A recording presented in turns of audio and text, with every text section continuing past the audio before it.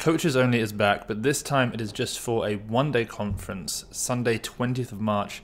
This time looking a little bit more into international training systems, kind of previously withheld bits of information about training systems that we as athletes and coaches particularly want to know a lot more about. So we have four incredible speakers. From Latvia, we have Edvards Andruskovics, who you will know as coach of athletes like Rebecca Kohar and Ritvasu Harevs. And he's going to be basically dissecting that Latvian Soviet-esque training system for us to better understand exactly what they do. We also have Ciro Ibanez, who is going to be talking about what he's learned from multiple international systems. Originally from Cuba, he then coached internationally for the sort of most elite lifters in Spain, France, now Canada. He's going to compare those. Next is David Kirch, who is head coach of the German weightlifting team. He's going to talk to us about their technical model, how they develop the technical model, why they have it that way, how they teach it. We all know the Germans move very well. He's going to explain exactly how that works. And then finally, we have a Weightlifting House favorite, Max Ater, who's going to jump on and just talk with us a little bit about what we can actually learn from the Bulgarian system. It's no secret to any of us that he was heavily involved with the creator of the system, Ivan Abagiev, but he's going to talk a little bit more about what we can learn from it, the psychology of it, the heavy singles of it, the frequency, exposure to the snatch and the clean and jerk. If you want to sign up for that, it is currently $20 off. That's $80 for the full day. The link is down below. It's the 20th of March. It's coaches only, the greatest thing to happen for weightlifting coaches. We'll see you there. And then before we get into this great interview with Kevin Doherty, just a quick one to remind you guys, weightlifting will change forever for the individual it's in April. We're not going to give you an exact date yet. If you want to learn a little bit more, there's a link down below that allows you to sign up. We've sent out one hint. We're going to send another one out this week. So if you want to learn more, that's how you do it. Enjoy the podcast.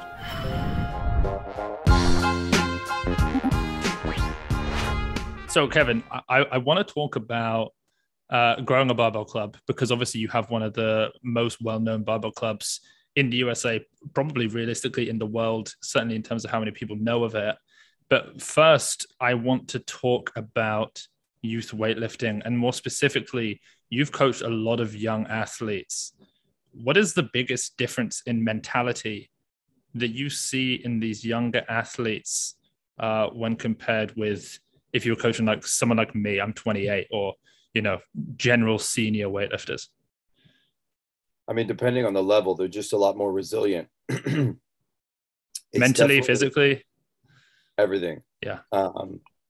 They can train more often, and, so the reason obviously anybody wants to start somebody young is that they get to they get to teach them from the bar, what I call from the bar up instead of the ground up, from the bar up, and it's a lot more enjoyable, number one, because there's all those different phases in somebody's life. For example, one of our kids, Seth Tom, he started when he was 8. So he was in elementary school, then he was in middle school, then he was in high school, now he's at university. So you're able to kind of adapt. I've become a better coach because of Seth, because I've had to adapt, last week we started, hey, you don't have work on Wednesday. Can we split up your workout and add an exercise? You do your squats and pulls in the morning. And he's like, no problem, coach. Can we do that 2 days a week? Yeah, let's do it this day and this day when you don't have work. But that's available because the relationship is there. Right. Now, when somebody starts later, which we have, there's a gentleman that just lifted last night. He's 35, master lifter, phenomenal athlete, great technician. The joy with him is helping him attain his goals and by making small tweaks, because his body as an athlete is kind of already it's already there. He played college football. He's a CrossFitter. And then the challenge there, and then the joy there is, can my 1 or 2 small tweaks help produce a healthier, happier, better athlete? I think in terms of the difference, the kids obviously develop at their own pace, but develop it's almost like it's easier because you're giving them input at an early age. Mm-hmm. And I would say if I had to pick an age that's perfect, it would be like, 11 years old. Perfect in a sense of like them being able to just take on board what you're saying. Yeah. So the girl that's the best youth right now, Haley Trin, she just won a medal at the Youth Worlds. Mm-hmm. Her and her friend Julia started in like grade 6, which is 12. So 11, 12. At the gym we have 12-year-olds coming in from American football. Mm-hmm. And it's so much fun because it's all boys, so they don't have any idea what they're doing. But then the next question is, where's your sister? Right. Is your sister younger? Is she older? Oh, she's in high school. Bring her in. Yeah. And guess what? The sisters are always better. Yeah.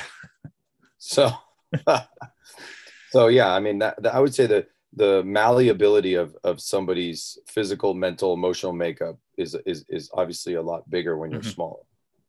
And I just think I'm better at it because I've had more practice. I don't think it's because I'm a better coach. I think it's all about practice and bodies in the gym and hours of experience with that age demographic. So it's almost like they're just, to some degree, almost less established as people, less preconceived ideas about who they are and what they do. And so with that masters athletes you mentioned, it's just a tweak because they are who they are at this point. You can't do that much, but with an 11-year-old, it's like, I could tell you tomorrow that weightlifting is totally different and you're just going to change for it because you just don't know these things yet. Yeah, even something as simple as like they're changing the bodyweight classes for the Olympics. Okay. What are we going to do? Yeah. What are we going to do? Yeah. Right, with Jenny Arthur, it was like it took 2.5 years to get her to be like, I'm going to be an 87-kilo weightlifter. Yeah.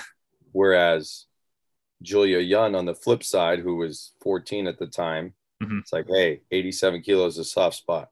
Let's be 87 kilos so we can compete in the 81 plus as a youth, but also be 87 as a junior. We have another girl, Amanda Robles, same spot. She's like, finally, she's 17, going to be in university next year. She's finally comfortable with, okay, the strategic advantage and also the physical advantage is to be in that 87-kilo weight class. Now, if she gets good enough to go to the Olympics one day, then we've had that relationship, the rapport where it's like, hey, Amanda, we're going to have to cut down to the 85s because it's 85 or 85 plus, or hey, there's no 85-kilo weight class. Yeah. You're going to have to snatch 110 and clean and jerk 140 at 90 kilos. Yeah. Right? Like, yeah. Well, I mean, they chucked in the 90-kilo class for what was it, like 6 months?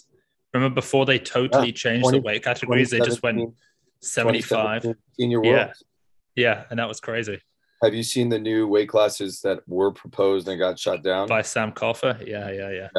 I didn't like him. It's a British gentleman who does the Inside the Games, right? Brian Oliver. Yeah, he's great. So I just, Ben, who coaches for Tonga, he's a really good friend of mine. So he gets all the Oceanic emails. Sam Coffer's in the Oceanic. And then I just follow up and read the Inside the Games. It's like, why would we go down to 8 weight classes? It's like if there's 5 weight classes, at the Olympics, why don't we just do 10 and you do every other one? You do every other one, yeah. And then somebody's just got to move up or move down to 1. Yeah. And that's the fairest thing for the athlete. And how about we keep the weight classes for more than 3 years? Yeah. And how about the gaps in between weight categories is smaller towards the middle of the weights, towards the middle of the body weight and not bigger. So it's like, between 60 and 70, there's like 3 categories for the men. And then between 70 and 90, there's 2. And it's like, but most people fit within that central demographic. So we need more categories there. It's just the sort of, obviously Sam Coffer's been involved in the sport for a long time, but it almost seems as though it was made by someone who doesn't know, even though he so obviously does. Or to benefit one person. Yeah. The girl from Fiji who's now lifting for Australia, it was amazing, but that's the last person he's going to probably coach that can win a gold medal. Yeah. And I get it. Okay. Like she's amazing in any weight class. She's amazing. The key with her is make sure that there's a weight class that's below the super so that the general population can see the athleticism of an 85-kilo woman versus, but the supers, people tune in. You can't not have the supers. So it's like, what's that little sweet spot? You know, is it 81 kilos? Yeah. I always thought, 87 plus, 81, 71, Yeah. 59, 49. Boom. Done. They're already there. The math is already there. And we've just not had long enough looking at, because it was 75 for so long. Then if you weren't 75, you were 125. We haven't had that long where women have been mid 80s and training at that kind of body weight and seeing what they're actually capable of in that category. Or coaches finding young women that big. Yeah. Nini was 85 kilos when she was a freshman in high school. Right. Her sister's 81 kilos. Her sister's friend is 86 kilos. Now those young women, and I coach track and field. So those young women are always kind of lost in the shuffle of American sports. And I'm like, that's the girl that's going to throw the discus. Yeah. Or that's the girl that's going to, be a weightlifter, or she's going to be able to be a good enough athlete to throw the discus, but then come back and run the 100. Like Nini's friend who wasn't a bad weightlifter in her own right. Her sister was actually 2013 World Championships, Choma Michi. She was a bigger girl. She was a super, but then her sisters were 75 kilos when they came to high school, or 70. And then by the time she was a senior, she was Obi, her younger sister, was 85 kilos, could power clean 100, back squat 180. Jeez. Throw the discus, 57 meters in high school, right, at 17. Run the 100 and 12.98, and then high jump 5'2", which is probably a meter 50 or whatever, whatever that is. But just a good all-around athlete who wasn't a weightlifter. But it's like, you knew there was a spot in the weight room for her because she was 85 kilos and was an athlete. Yeah. So, I mean, and in America, there are tons and tons and tons of young women that enter high school between 75 kilos and 90 kilos. And nobody asks them to play sports because it's like, they're usually too short to be at basketball. Yeah. And they're usually, they don't have the lateral quickness to play volleyball. Those are the two big sports in America. And then softball isn't really accessible. So it's like, hey, come out and run some track. Right. We'll find something for you to do. Yeah. I mean, there's so many events. Yeah. Yeah. So and we're going to get more into coaching with the youth athletes, but just on that topic then of the differences mentally between younger athletes and more established senior lifters, do you think there's something that we as senior lifters can learn from the youth with regards to, making mental approach to hitting heavy lifts? Because, I used to coach. I've done a fraction of the coaching you've obviously done. I've coached some younger lifters. I've coached a lot of masters lifters. And there is something different when they're approaching heavyweights. It's like they've had enough lived experience at the older age to know that maybe going under this isn't a good idea. And you don't see that so much in the youth, and they seem to be able to bounce back a little bit quicker, maybe a little bit more nervous less nervous after misses. I think it's a great question. So this past weekend, there was a boy who's a senior in high school who's helped me coach his mom, and his mom looked great in the warm-up room, but at a certain weight, she hesitates. Yeah. And on the flip side, her son, long, rangy, skinny dude, doesn't look like a weightlifter, fearless under the bar. It may not look great sometimes, but he's fearless. He just goes under the bar. And I think it's because he started when he was 12, and it was like, snatch from the mid, snatch from the knee. So like once he gets the bar to the knee, he's just like remembers what he did when he was 12, which was just jump under the bar.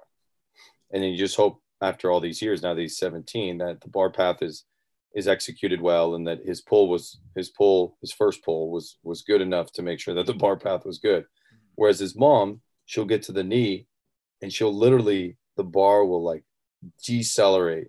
I wish we had the V scope on yesterday, because at 68 kilos in a clean jerk, she did great. 70, she literally stopped and tried to do a hang clean on the competition platform. Yeah. And it's like, hey, Rebecca, I think she's 38, 39. Mm-hmm. It's like, you just got to go. Yeah. Like, get set and go. And I just don't know if she can ever unlearn that. Yeah. Because she started when she was 30 or 32. And somewhere along the line, she started thinking too much when she started to learn how to lift. And you can't unlearn those bad habits when you're older. I guess that's the big thing. You cannot unlearn bad habits at the senior level. You can only adjust them. If a kid comes in and has had, less than optimal coaching or has learned on YouTube, you can fix it. You can fix it neuromuscularly, but also attitudinally, as long as they're willing to go back down and weight and relearn. Mm-hmm. And, for us, it's, everything's based around the PE class. So it's like everybody's doing the PE progression. I don't care if you're 50, 70, or if you're 10 years old. First thing you're going to do in the gym is military press. Second thing you're going to do in the gym is front squat. Third thing, you're going to combine the both front squat with the press. Clean from the mid, clean from the knee, clean from the floor. Boom, done. I'd never even heard of that. The P press. Did you call it? No, military press. Oh, no. What the whole system? What did you call that? The PE progression. Oh, PE. My physical education progression. Okay. So they're basically learning the movements as simple as possible. Press, front squat. Then we're going to make it a little bit harder. Yeah. Hip, jump into a front squat. Yeah. We don't even call it a clean in PE. Yeah. Jumping into front squats from the mid, the knee, the floor. Mm-hmm. But I have to say, one of the most remarkable things I've seen was I've gone through everything that you've done over the last few days for this. So going back through I went back to your first ever Instagram posts, which were 2014. Start of your YouTube posts. One of the craziest things I saw was a video. It was called "Day in the Life of Kevin Doherty." Yeah, and my buddy did that. He just strapped a GoPro on my head. Right, and there's a scene where you're in the gym coaching. I'm like, okay, this is cool. Like you've got 7 young weightlifters in here. That's good. And then you walk outside, and there's like 60 of them. There's like 60 kids, and they're all front squatting. And the next thing I know, you're on the roof coaching from the roof, because it's the only way you can see everyone. And you're like, Jason, arms in, Sarah, like go up and weight. And it's just like, what is this system that you've put in place? So I kind of want to get into that, because I think a lot of people know some of the more famous athletes that you've had a hand in coaching, like D'Angelo Osorio, obviously Ian Wilson, David Garcia has been around, Donovan Ford, Nini. There are a lot of like very high level weightlifters, but from what I've picked up, you started off basically, you were a geometry teacher. Then at the age of 21, you discover weightlifting for yourself. You start doing that, start coaching with the American football stuff. So at what part do you say, actually, I just want to coach weightlifting? So I still coach football. I still coach track. Mm-hmm. I'm in a really good position where we have weightlifting as a class at school. Yeah. But the way that started is, 19 years ago, they didn't have any weightlifting or strength and conditioning or anything. So we went, we just did it under the bleachers. So that was the first step. And then, but the very first year, it was February. I came in halfway through the year because I was done with American football at another school. They thought we're doing too much weightlifting. I said, okay, I'm going to go. Yeah. We had 12 platforms underneath. I don't know, we've got plywood. I can't even remember how we got it. But I had 47 guys in the 7th period weightlifting class. Yeah, it's unreal. So ever since we first started teaching weightlifting, it was always to a big group of people. Mm-hmm. But this way, it was all in one line. And then I think that's when I realized, like, it's really important to have everybody in lines. Mm-hmm. So when we transitioned to the parking lot that you now see, which is now 3 lines, because we have 300-foot or 30-meter long jump runways laid out. Yeah. So there's 30 platforms now versus 20 on that video. Everybody can just do the same thing in 3 lines. Right. And, the good thing is if somebody really wants to do weightlifting, there's an inside weight room. So it's like you start outside, If you really love it, come after school. That's my line. You want to do it, come after school. It is a little bit different, like post-COVID now. It's definitely more difficult to kind of grab kids and bring them into the fold. But I think the kids that are on the weightlifting team now are just a little bit better at doing that with their friends. So that, you know, this year's like a big transition year. We're back at school. There are 3 weightlifting classes. I teach 2. My buddy teaches 1. We all follow the same workout. It's very simple. And there's 130 kids touching a barbell every day. I have 47 and 41. He has like 42. So 130 kids. And then there's the kids that come after school inside. And then on Wednesdays and Thursdays, the football guys lift. And then on Tuesdays and Fridays, the track and field team lifts. Do you have and any? No, go on. Everybody's doing the same workout. Okay. So that's, I was going to ask a different question, but then that last thing you just said, it just intrigued me. I'm going to make a note of that. So on the last thing, on the last thing you just said, everybody does the same workout. So what's the, are you building in for these younger athletes some sort of periodized model, or almost not at all, where like if you're, I don't know the US schooling system, but you're like a sophomore, I think is one of the older ones. If you're like one of them and you're a football player, you're doing the same as a 13-year-old athlete starting out. Especially post-COVID. So it's very simple. Monday is a max effort Monday. Everything has like a nickname. So today we're doing back squats and push presses and military press. And I think we're doing a clean deadlift. Okay. Because we only have 10 racks, right? So they switch. And then Tuesday's technique Tuesday. So it's clean progression. And that's perfect for after a max effort Monday. Yeah. Exactly. Wednesday's the day the whole football team lifts. Yeah. But we're not at the level we used to be pre-COVID. We're getting there. So it's 1 lift and then 2 groups. And it's always back to strength on Wednesday, because if they don't have my PE class, they haven't had a strength day. So it's back squat and clean deadlifts. Okay. And then they flip it on Thursday. Yeah. So that's what the track kids will do on Friday. So the track kids have that inverse relationship. They'll do their technique work on Tuesday, their strength work on Friday. Yeah. The football guys will be switched. So I have a lot of football guys in PE. So they're doing, Monday's our recovery day for American football. We're watching film or we're running. So it works out perfect. Like every month we're doing a different rep sequence. Like I think today is sets of 4 in the back squat. Right. And then we're coming up towards the end of our season, but we're such newbies. We're still like in a strength phase. Yeah. We're basically in a 20-week strength phase because we're just weak. Yeah. And then we'll balance that out with technical work on Tuesday. Tu veux dire bonjour? No.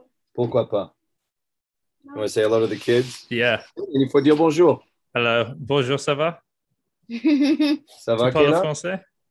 Oui, on parle français à la maison. Ah, d'accord. Pourquoi? Parce que j'étais né à Paris. Ah, ouais. Et ils vont à l'école française. Ah. Il ne veut pas dire bonjour à Seb. C'est intéressant. Bonjour. Et il est en train d'appeler de Birmingham en Angleterre. Alors, en Angleterre, oui, c'est vrai. Il a 8 heures d'avance. Alors, c'est comme 4 heures de l'après-midi. Alors, c'est très tôt ici, mais c'est assez tard chez lui. Parce qu'en France, en Angleterre, c'est 8 heures. Et comme grandma au Canada, c'est 3 heures. Tu comprends, Kaden? Non. OK. Va te préparer pour l'école. OK, Kaden, tu as tes chaussettes déjà sur le sofa. Vas-y. Ferme la porte. That's amazing. Bilingual kids. That's the best way to do it. We're lucky. Yeah. I mean, I got to keep telling myself that we're lucky. So have you... Their school didn't close. Say that again, sorry? Their school didn't close. It's school for like 3 months and they're back in July. Oh, wow. It's probably the thing I struggle with the most. Where my kids, I was dropping off my own children at school and then going back to the gym with my school kids, and we couldn't practice, you know.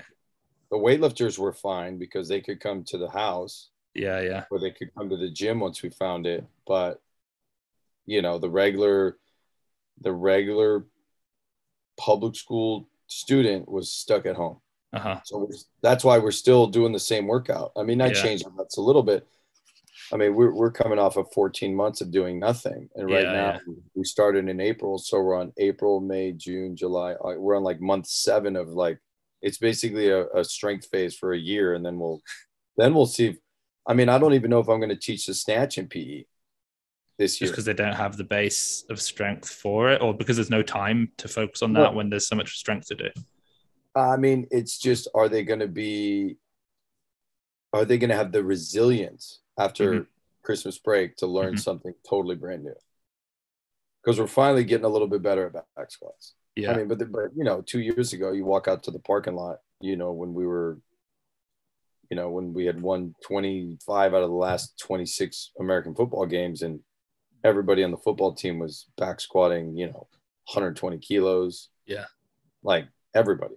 Yeah. It didn't matter if you were like a little dude or a big dude. And, you know, we had Nini's brother who was back squatting, you know, 190, you know, and his other, you know, like, and when David Garcia was playing football, it was like everybody was cleaning over 110 kilos. Everybody. So was David a student at the school? Yeah. So the students at the school that made the world championship team, David was the first. Yeah. Choma, Amici. Yeah. So, and then D'Angelo Sorio. Yeah. And then Nini. And then Donovan was my brother's PE student. I got involved with Donovan is because my brother was really, really busy with football. And then when Donovan went to college, all the trips to the world championships were during the playoff times. So my brother's a really good football coach, and they'd make the playoffs all the time, and he was the head coach, so he couldn't leave. Yeah. So, and then Donovan was at the training center, but then David went to college and trained with my brother during his college. Oh, right. Okay. Same thing in 2013. It was Donovan, David, and Choma, and you know, we were still early enough in the season, and I'm not the head coach, so I could go.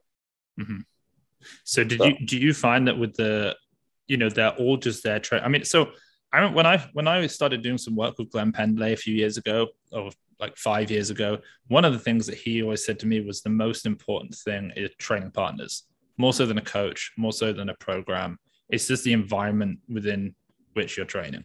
And it almost seems like with what you have there, they're all just going and doing the same workout. They're all going to max today because it's a Monday. Do they, is it just that they feed off each other? Because like, I'm sure the program's good, but I imagine that you're an amazing in-person coach and they're just doing the same program and everyone's kind of doing the same thing. Is it the sort of environment that they're in that makes them all push hard? You mentioned how when David Garcia was there, everyone was cleaning 110 plus. Is it like, you know, environment's great, you've got one person who's really pushing it and that brings everyone up, and that supersedes the need for, you know, 5x3 at 70% RPE this and crazy progression? Yeah, I mean, there's a term in football. It's not the X's and the O's, it's the Jimmies and the Joes. Right. So yeah. I'm a good weightlifting coach because the kids are good. I think since you know 2011 was Choma's first senior world championship. She clean jerked 140. She was 19 years old. Right, like I kind of knew what I was doing. Right. Yeah. But now you walk into school, the 6 or 7 kids that are working out inside the weight room, they have a progression that's leading them to the American Open. Okay. There's a PE progression for the track kids that lift inside because they're really smart and they're really dedicated. Yeah. And then there's a progression outside. Okay. And I think that separation in different environments cumulatively pushes people. And very evident in the gym that we found over the pandemic.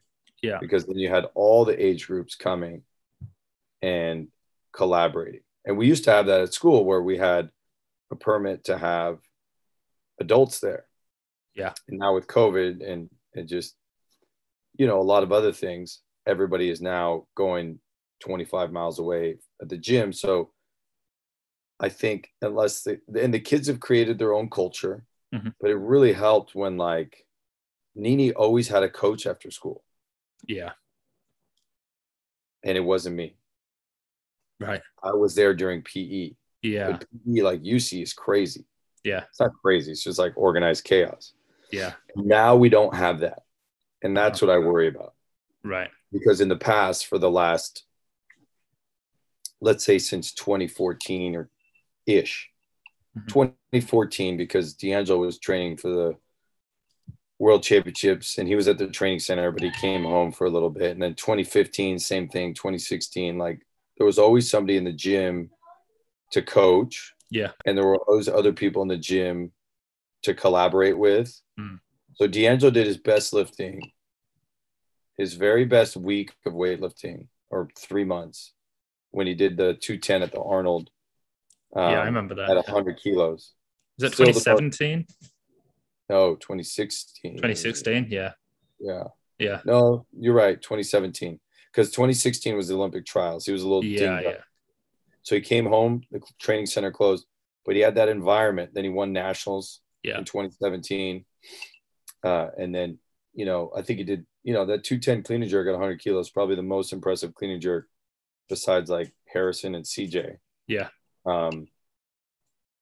In the last 20 years. Yeah. Yeah. If not longer. If not longer. Like just the environment also too, like it's a big milestone. He had never done it. But then he did 215 3 times. Yeah, I was gonna say, because I remember him going up. Was that at Caffeine and Kilos? Or it was at like a local meet. Oh, right, yeah. It was at like some thing in Sacramento. I wasn't there. My brother was there. My brother and my British buddy Rob was coaching him. Yeah, it's just ridiculous. I remember that period of watching him and just thinking, okay, the speed with which he's progressing again, there's no way he's not going to be like the top runner going into Tokyo. And then obviously things happened, but he was so on fire at that point. Yeah, I mean, it was like a 5-month stretch. Yeah. But leading back to your question about the environment, because he could go to school and train with other people that were serious about weightlifting. Right. You know, and that's just probably not going to happen again. But that's okay because we have the gym and things change, and you know, the vibe is just different at school. I mean, for obvious reasons. I'm not like mad about it. The only thing I wish could be figured out is a way for, my thing is access. Like philosophically, like schools being closed during the pandemic was terrible because nobody had access, right? If the school was closed when Nini was 15, she would have never gone to the Olympics. Yeah. She could come and train. You know, this is a girl from public housing, you know, whose family works really hard, but they're just their first generation family, right? Yeah. First generation immigrants, and she wasn't born here. And what family's going to drive their kid to come to weightlifting for 30 minutes away? Yeah, yeah. So it's like, now that school's back, those doors are open, but they've been closed for so long. It's just gonna take a Herculean effort to get, you know, kids back in. We have a little bit of a buffer, right? We have a huge group of kids that are going to college next year that have been in the weightlifting program since they were 12. Wow. So they chose to go to our school because they were weightlifting there in grades 6, 7, and 8. That's what I would like to see happen again, because we have a ton of siblings. Yeah. So we'll see. I mean, I'll push, but yeah, there's just only so much I can do, you know.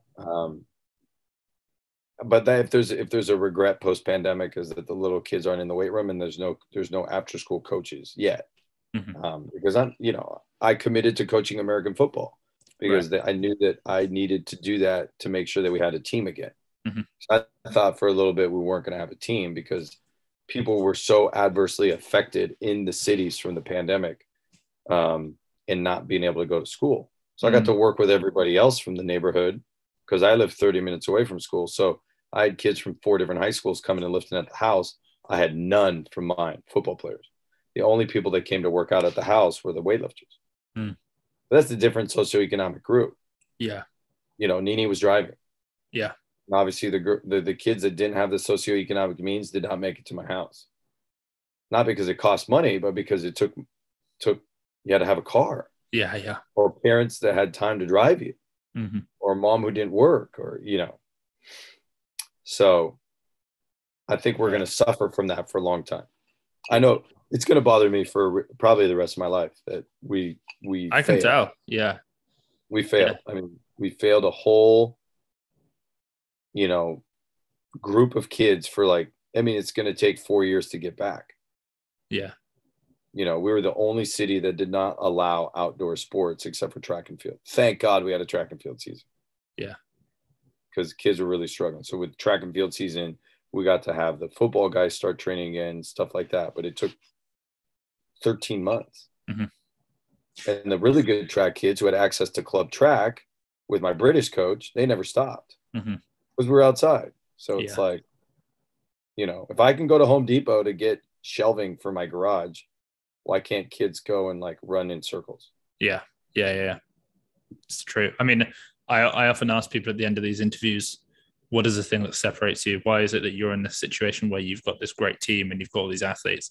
But I almost feel like you've somewhat answered it there, because it's just that you clearly care a lot, like a ton. The fact that you think that for the rest of your life, you might feel as though you failed some of these kids because of this last 18 months. It's like, that's probably the reason that Hassle Free is it's not a household name, but within weightlifting, it's a household name, I suppose. Well, and I think it's the relationships you build with the people, right? So the kids that are helping me now. So this weekend, perfect example. Jenny Lamb was a junior world level lifter. She's now 27 born in 94. Yeah. Yeah. 27. Yeah. She's born in 93. So she's 28. Yeah. Same as me. All the masters lifters. Right. She put that together. And then conversely, 2 high school kids, 2 college kids help load, and Nini's in college, Seth's in college, and then this kid JJ's in college. They help set up, they help load the first day. A couple high school kids came on Saturday because my mom's lifting, or it's like this full circle, right? The masters lifters were supporting those kids for so long, and now the coolest thing was that the masters lifters were supported by the kid who's been in the weight room since he was 8. Yeah, that's and loves weightlifting because he's like, man, this is so cool. These 75-year-old dudes doing full snatches or split snatches or whatever, Yeah. So I think, and I've been really lucky. We're incredibly lucky. Yeah. Imagine your first group of athletes. It's David Garcia. Right. Yeah. Really, and then it wasn't just him. It was there were 4 dudes like him. Yeah. They just there weren't youth world teams back then. It was a youth Pan Ams. So David made a youth Pan Am team. But there wasn't a 15. I mean, very soon after there was, but we had some kids that went to the camps but didn't go to meets. And I think that affected their ability to keep weightlifting. Yeah. And then life got in the way for others. Yeah. Yeah, there are a lot of new weightlifters at the moment, and who've gotten into it within the last quad. And they sort of missed out on the era where there wasn't much weightlifting online, but there are a few US weightlifters putting out their stuff. Obviously, some people doing it a lot, like John North, but then there were others who would just post the odd training lift. And so guys like David Garcia and D'Angelo Osorio, Ian, were people who I was constantly up to date with. And with my friends, it'd be like, oh, did you see D'Angelo just hit 60 again in snatch? Did you see David or Donovan just squat 300? And it was these rare glimpses into what the best athletes in the world were able to do at that point, because they just Instagram wasn't a thing for weightlifting yet. Yeah, and I think at least for David and Donovan and those guys, Instagram really helped. Yeah, it also took its toll. Like D'Angelo, I think D'Angelo spent too much time on social media, but in terms of people knowing who he is and people watching weightlifting at the training center.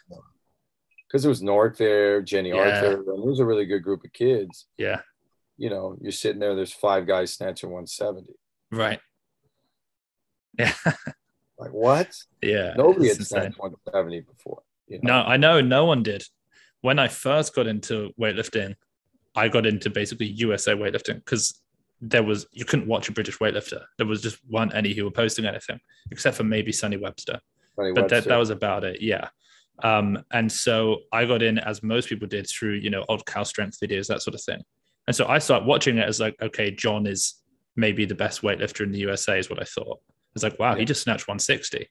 And then over the following 4 years in the 94 kilo category with Norick, and D'Angelo was 94 back then, and Jared Fleming, it's just like the numbers just started like pushing up to 170, and suddenly a 160 snatch was like standard. Yeah. It was I mean, amazing. It was great because D'Angelo was like the party ruiner for like 3 years in a row. We like made people bomb out. It was great. Well, he had a nice jerk. I loved his jerk. None of those guys had coaches. Right. So Norick bombs out, misses out on the world team because I'm stealing his clock, and it ends up screwing Donovan Ford. I love Norick. Yeah, but Alex Lee was coaching him. Yeah, Alex should have known. Yeah, fair enough. Like, no, Alex was still a lifter. It's like, really? Oh, okay. Yeah. Kendrick, same thing. I forget. Like, we did something where. Oh yeah, Kendrick. I can't believe I forgot Kendrick. Yeah. Like we went to a higher weight class and beat him by 1 kilo and made the team or whatever.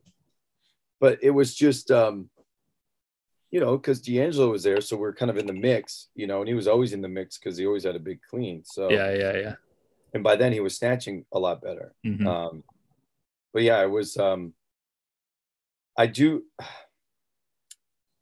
miss that. I mean, it was an era, right? Like that era is done for me. Mm-hmm. Now it's very, very different. It's like, it's like we're gonna work on our. We have some good youth weightlifters, right? Mm-hmm. We have kids that are winning medals at Youth Worlds, and then we have a kid on. Seth's gonna probably make the junior world team, and then Nini's sister, and definitely a big push for Tonga. But the days of me going to the training center and having 5 of the kids there be from our team, that's just never going to happen again. That's just not. It's a different environment. It's so competitive now. Yeah, it's not even that. It's not even that. Just it's not your focus. So I think become much more laser focused on how to help somebody go to the Olympics versus how to help somebody go to the World Championships. So either a longer term development, like Haley Trinch, she won a bronze medal. She's great. 64 kilos, that's 81, 103, very strong weightlifter. She's not going to make the junior world team this year. So how do we do developmentally wise? She's going to university next year. How do we get her ready for 2028? Well, she has school. She has school till 2026. So she'll graduate from high school in 2022, graduate from college in 2026. How do we bridge that gap so that in 2026, she's doing 100 and 125, or she's at least in the position to do it? So it's not that you're less concerned about high level weightlifting and more concerned about helping kids. It's like you're actually more concerned, if anything, about how can we reach the highest level in weightlifting. Yes. Yeah. There's a big difference between, obviously there's graduated steps, right? So for her, it would be like, how do we get her on the junior world team in 2023? Right. Right. And then can she make junior worlds 3 years in a row? Right. Mm-hmm.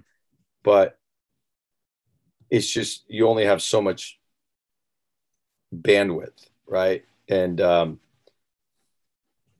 school and the city at the time in the late 2000s, I think really late 2000s, early teens really benefited from us having politically a president that didn't let the economy collapse. Mm-hmm. Right. And now we see, I would say ever since Barack Obama has not been the president, there has been this divergence, this income inequality growth where the kids at school, they're either first generation and there's other concerns that are bigger than life. Mm-hmm. And then there's some kids that are really struggling. And then there's some kids that are, upper middle class, rich or whatever. But the middle class group, David's dad worked at UCSF and his mom was a nurse. So maybe he was a little upper middle class, but his parents made the conscious choice to send him to public school. Yeah. D'Angelo's dad worked for the post office. Mm-hmm. middle of the road, Right. hard work, right? Choma's parents owned a store, Right. right? First gen, Nigerian American, like incredible work ethic, incredible respect for a formal education. Ian Wilson was an anomaly. Ian Wilson's Right. dad was a very successful and still is software engineer for railroads, Mm-hmm. but he was like what I call Ian is a intellectual weightlifter. He's motivated by the nuances of numbers, Hmm. right? Like, what am I going to do for training today? What percentage? Blah blah blah. Yeah. Like what's my 4-year plan? Kind of, we don't have it Yeah. written Yeah. down, but it's in my head, right? And then Nini was the sweet spot. Yeah. She's Tongan. And thank you very much, Jenny Arthur, for letting me coach you at the Olympics, because you meet somebody from Tonga at the Olympics and they're like, why isn't she lifting for Tonga? Mm. And then thank you very much, Benoit, for doing all the paperwork and having the blessing of our CEO, Phil Andrews. But she hit the sweet spot where it was like, we don't need to rush. Yeah. We did rush a little bit to kind of like get in the game of the, 100 kilo snatch, 130 clean and jerk. Mm-hmm. And then she got dinged up. And now it's like, hey, she's made the Olympics. Now it's like, what's it going to take to medal at the Olympics? Yeah.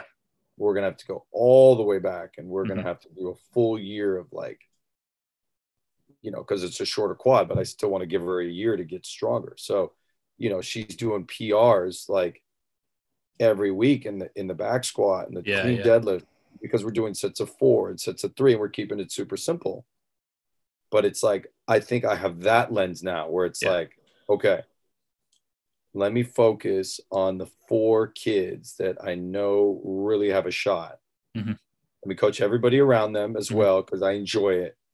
But when it comes down to, so right now, those 4, obviously Nini and her sister, because they compete for Tonga. And then the girls that made the youth world team, Amanda and Haley. And then their buddy Julia, who's graduating, who's going to hopefully get back into it. And because she was a youth world medalist when she was 15. Uh-huh. She couldn't jerk 115 kilos when she was 15 years old at 87 kilo body weight. So it's like, if there's anybody that can kind of make a comeback, it's her. Yeah. And then, if as long as Jenny Arthur wants my help. Is she going to keep going?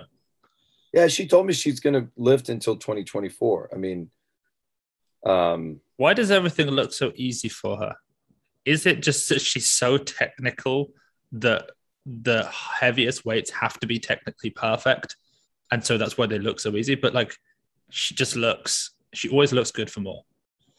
So I think that's for 2 reasons. In 2016, she did the run with Zygmunt had run its course. It was just like too much, right? So, and Zygmunt was very gracious. Obviously it's hard when you've coached somebody from the junior squad all the way, and they're in a position to win a medal at the Olympics. Mm-hmm. And when you're Zygmunt, that's the only thing that counts. But she had a setback in 2014 where I think she was doing 170 for 3 sets of 2, or I don't know. Yeah, she was doing a lot of volume, like, and same thing happened to Donovan. He got a little tweaked up, and then it was like, yo, I'm gonna start to do something different. And that's when Nork started kind of programming for her or whatever. But I think after the Olympics, Nork was very conscientious of staying injury free. Yeah. And what I appreciate about Nork is he always let me help. Yeah. Because he did not want to coach her at the meets. Mm-hmm. And on the flip side, I always trusted that they were doing the right things in the weight room. Mm-hmm. And I wasn't going to tell them what to do in the weight room, because it was his girlfriend / wife, Yeah. And it's like, you're coaching your wife, which is really hard to do. Yeah. You're still married, so it's working. And the main focus was being healthy. Mm-hmm. But I think what we did not get the opportunity to see because of COVID was, hey, after the Arnold and the World Championships in 2019. Yeah. Arnold 2020. Arnold 2020, she hit like 140, 39, and it was very 40. nice. 40, yeah. And then we had a crazy like 1 minute clock, and she tried to do 1:43. And I'm not saying we had more time, but you know, Mary was there, and I mean, whatever, like they were competing against us, even though we were the same weight class, so we had no time. In hindsight, I should have gone to 1:45, but it was like, let's stay healthy. Yeah. Because we have this meet in Colombia in 5 weeks, and we need to do 2:55 to catch Maddie Rogers. And also, you didn't know if Tokyo was going ahead, because I don't think it had been cancelled until about a month after the Arnold. No, we thought we had to go to 2 meets to do 250. We had to do 2:53 and 2:55 to catch Maddie Rogers. Yeah. But she had put 110 on the bar. She had snatched 110 in training already. Yeah. She had missed 110 at the World Championships. I think she missed 110 at the Arnold, but made 108 or something, you know, like, and she wasn't missing because it was hard. No. So I think Norik, to his credit, she was healthy for one last push. Yeah. And I just wish 81 kilo class would have been a Olympic weight class, because then her, Kate, and I, and Maddie could have pushed each other till the very end. And then separated out. It would have been better for Maddie. Yeah. It would probably have been a little bit, well, I don't want to say it would have been worse for Kate and I. Kate and I would have probably been 77.5 kilos, and who knows, would have clean and jerk 145. You know what I mean? Or like maybe she was 78 kilos, you know? Yeah. Those two young women are just, you know, it would have been a better, so well, don't they? It would have been a better weight class for all those girls, because that's kind of where their bodies naturally sit. I think, I mean, because Maddie and Kate just lifted at 76s. Yeah. So, you know, 71, too skinny. 87, too big. Yeah. 76, too deep. Yeah. You know, I mean, Kate and I win the medal, but like there's some people sitting on the sidelines. Yeah. Just too deep. So, you know, back to Norik, like she had one more push in her. And we didn't get to push. Yeah. And then she was smart. She took a break. Yeah. You know, she's married. So it's like the minute she picks up the phone and says, let's go. Okay. Yeah. I mean, she'll be back. She took 9 months off and then got back to like 90 and 125 in like 6 weeks. Like, yeah, she's amazing. Well, she started training again. And I guess I could talk about it because it's on Instagram, right? Yeah. She got burnt really bad. She had like a laser hair removal thing go sideways. Oh, right. She had done. Yeah. So she did 160 for 5 the week before that, which I think was a PR. I don't think she ever did 160 for. I mean, her legs, and you see what she looks like now, right? Yeah. She looked even better. Yeah. And then she had this terrible burn. I mean, I don't know if a lot of people know about it, but it's like, oh, how come Jenny's not training? It's like, no, she was training. Yeah, she did take a long time, but I think at Christmas time 2020, she was like, hey, I'm going to get going because there's these teams after the Olympics. So she lost out on an opportunity to make the World Championship team, and it would have been a perfect year because she could have been an 81. Yeah. If you look at it now, there's no 81s, right? Unfortunately, Jessie Stemo's hurt, so even being ranked 12, she is, isn't she? Yeah, I saw Morgan King this weekend at the Masters meet. She's like, did you hear about Jessie? I'm like, well, you know, to be honest, like I saw one post. She's one of my favorite lifters because she's in that generation with David and Donovan. Yeah. I coached her. I got the opportunity to coach her at a camp when she was 17. And I'm like, dude, you're awesome. She's amazing to watch. She catches lifts unreasonably deep. You know, you're almost like, how on earth did you just snatch that? No. Or how on the earth did you clean and jerk 140? Yeah, how did you stand up with that? You don't look like you could back squat that. Yeah. And you got up with that. Squat that, let alone clean that. Yeah. So I'm really, really hoping it's I think Morgan said it's like, you know, a bulging, but I think every weightlifter. Oh yeah, she's had a problem with that for a while, I think. So maybe it's like an impingement, and then she's get some chiropractic. But I'll go back to. I'm telling you, Seb. 80 kilo women only have so many 140 kilo clean and jerks in them. Yeah. But to answer your question in the most long-winded way, Norik knows that or knew that. Yeah. And if it continues to go, you know. Yeah. You just like like it's just hard. Like Yeah. Maddie, I don't know. I forget what they clean and jerked at the Pan Ams. I don't think it was 140. No, I Maddie, think 37 for Kate, 35 for Matty, maybe.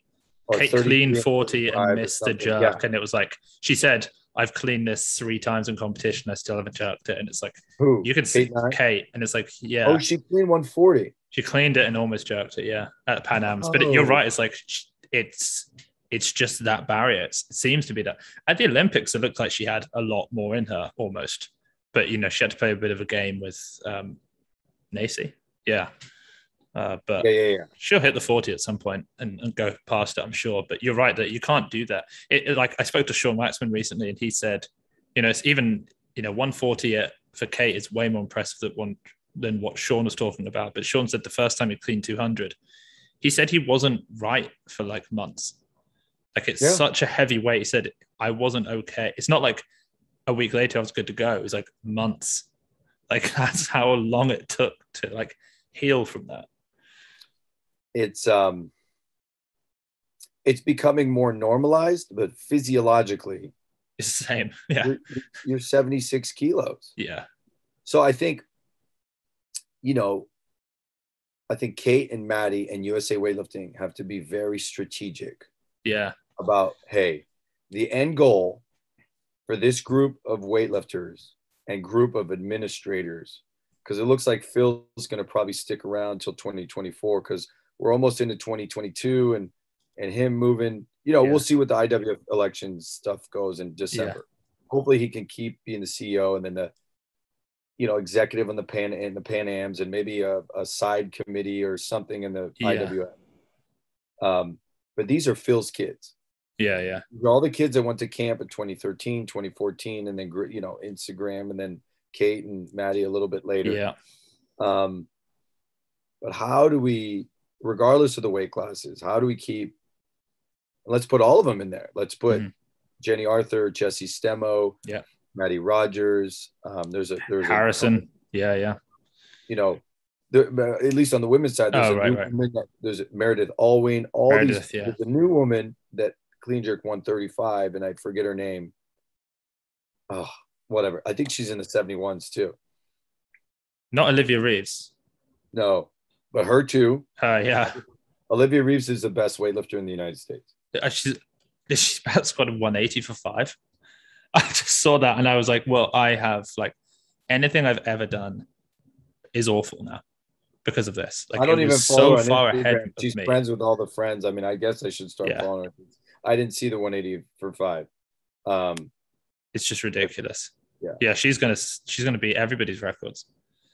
She needs to she has a good coach back home, and I just hope that I talked to Mike Gattone about this. We got to find a system where the kids can go to regular college and be elite, but have the support, not that USA Weightlifting is not supporting her, but having the support of an in-person coach. Yeah. And not at one of the university things right there. It's like, it's got to be support from the coach that like has got you there. Right. So in her case, her coach is in Tennessee. So how do we, because they're just too good, right? Yeah, like, too good to let go. Look at Hampton Morris. Yeah. You look at Katie Edsep. They're going to be able to stay close-ish for college and train with Hampton. In his case, it's his dad, who's obviously doing a good job, and then maybe he gets some support because it's really hard because it's your son. I think of the Ian Wilson, Eric Wilson. It's just tough. It's your son. Yeah. So who's that third party that comes in to support them? And then on the other side, it's Kevin Simon at EDSEP. And then who's supporting them as she goes to college? Like for me, I have somebody like Benjamin Hua, right? Like who's probably a better weightlifting coach than I am. So when I'm not there or when I need a sounding board, he's there. Yeah. He's coached at the Olympics. So he's got street cred, right? It's like, oh yeah, this guy's a good coach now. It's like, nah, this guy's been a good coach for about 5 years. You just didn't realize it, Yeah. So you're in a unique position because you've seen so many youth weightlifters and you've also seen them grow to winning international medals. And now you're talking about you've got this crop of young women. There are some men who are in a similar situation who are so good. And you just think to yourself, I just hope that they stay injury free and they make it. Do you ever look around at the landscape of, let's just stick with American weightlifting at the moment, and worry that the teenagers are being pushed too hard too soon, maybe? Or do you think that actually they can handle that? Because there are a lot of like 16-year-olds maxing out a lot. And I've heard other coaches, not to bring Sean up again, but Sean is always talking to me about we need to not be pushing them this much when they're younger. We need to be developing them much better. There needs to be much better coaching support, not athlete support. There's some coaches that are coaching really good kids. I don't want to say they're bad coaches. They just don't have the experience. Yeah. I made the same mistakes when I was a young coach, right? So how do we get a really good coach? Let's use Sean. Like, Sean's a good coach. He's coached like 2 or 3 people at the world championships. He was a good weightlifter in his own right. Yeah. He's used to working all sorts of people. How does somebody like Sean Wackman become the youth and junior squad mentor? Yeah. For not the lifters. Yeah. But for the coaches. Right. So it's like, what program are you doing? Yeah. Like, what? Why are you doing that? Yeah. It's like, that's not smart. Yeah. I mean, I was at the Youth Worlds and it was like, there were a lot of good coaches, but it's like, what's the game plan? Yeah. Oh, you didn't talk to your kid about college yet? Like, they're going to be going to college in 3 months, 5 months, 6 months. Like, what's the game plan? Yeah. Where are they going to live? Where are they going to train? Like, what's the training methodology? And it's like, and I try not to say much because, the 2 girls that I was coaching are pretty good. And I'd like to think that because they have the opportunity to train with other coaches, and I've had a little bit of experience, but also they're training with an Olympian 3 days a week. Yeah. When she came back from the Olympics, she's a totally different person. You should have seen her this weekend. She trained after when everybody was out of the gym. It was Nini, it was Seth, it was Amanda, and it was 3 people. The 3 kids that are going to be, going to either Junior Worlds or, in Nini's case, like, the Commonwealth Games, training at like 7:00 at night when nobody else is there, training together after they'd worked the whole day, So I think there needs to be a youth and junior squad development leader. And I know Mike's proposed that. Mike Catone. I mean, and does he sort of do that for the senior coaches, or is it almost the senior athletes? But he does help with a lot of different athletes and coaches, isn't he? Yeah. But he's only one person. Right. Yeah. You can't micromanage all these new coaches. As amazing as he is, there's too many athletes and coaches out there. And he's, they're finally not going to every trip. Do you think Piro to go to Senior Pan Ams and Senior World Championships and Junior World? Junior Worlds is where you see that's where you find the Olivia Reeves. Right. Like, oh, that girl. Katie Etzem, Hampton Morris, right? So, but if you're looking at it, that's really only like 30 people. Yeah. 15 women, 15 men. That's the only people that'll ever have a chance to make those teams during the next 3 years. There's got to be somebody for the next 30. Yeah. And the next 30 are all in the junior and the youth ranks. And they are supporting that. And I'm not like, but it's too many people. Yeah. So, I mean, they need to get it. Same thing with Zygmunt. They needed to get him some help. Right. Piros isn't going to coach the 17-year-olds. That's not his job. No. Yeah. They don't even know who Piros Dimas is. Yeah, they probably started lifting if after we're being honest, his final medal. Yeah. Who's that? Like, I mean, he's won 4 Olympic medals. He was like one of the top 5 weightlifters all time in the world, Yeah. So we'll see. I mean, it's kind of a crazy world. So I'm trying to really stay laser focused on that. And then my, try to take care of my job at school, and then, figure out this Team Tonga thing. I think we're on to something. Yeah. Where I live is the second biggest population of Tongan people in the entire world. Really? Second only to Tonga. Yeah. That's amazing. Yeah. So we're about halfway done with a Team Tonga training site in the backyard. Wow. Yeah. That's so exciting. I'm all in. Yeah, man. I'm all in. Yeah. I mean, I've often thought with a lot of those, what's the term? Is it Pacific Islanders? I guess you include Samoa and Fiji, because they all picked up, well, I don't know how long they've been doing rugby, but like I started playing rugby. That was like my sport when I was younger. And they played rugby, and their populations are tiny, and they just demolished everyone. Not everyone, but like most impressive thing in 2016 Olympics was the sevens rugby from Fiji. Oh, Fiji kill at sevens. But I have often thought, like, when they start really pushing weightlifting, because David Leety was from, I want to say Tonga, could have gotten that wrong. He's from a Pacific island before he moved to New Zealand. Just unbelievable talent. Aileen, Nini, there are all these athletes, and you just think, you're so impressive. At some point, if those countries really go into weightlifting, we're sort of all screwed, because I'm sure they've got athletes who don't make it in rugby who could just really take over weightlifting. You know, they're so strong. It has to be homegrown, though. I think for so many years it's been like the Oceanic Institute, which I'm not bashing them, but if it's not homegrown, there's not the same sense of, you know. Tonga has 2 gyms now. I got a couple of videos, and there's some kids getting after it. Yeah, so. I bet. Yeah. I'm aware that you need to get going. I got probably 3 minutes. I got to unload like 3,000 kilos worth of weights. Okay. I've got so many questions. I'm trying to work out the right one. I can come back another day. No, it's fine. It's fine. I'm going to go straight. So, most talented weightlifter you've worked with, and why is it Ian Wilson? No, obviously it could be someone else, but yeah, who's the most talented weightlifter you've worked with? So talent is a weird word in the English language. Yeah. It's the worst word in because what does it mean? Okay, most let's change it. Most impressive gym lift you've seen in your gym. Choma Michi front squat 195 at Christmas camp at the training center at 20 years old. Okay, fair enough. And then most favorite international weightlifter. Do you follow international weightlifting much? Yeah, I mean, it's that's a good question. So, I mean, I'm biased, right? Because it's going to be probably somebody from the 76 kilo class.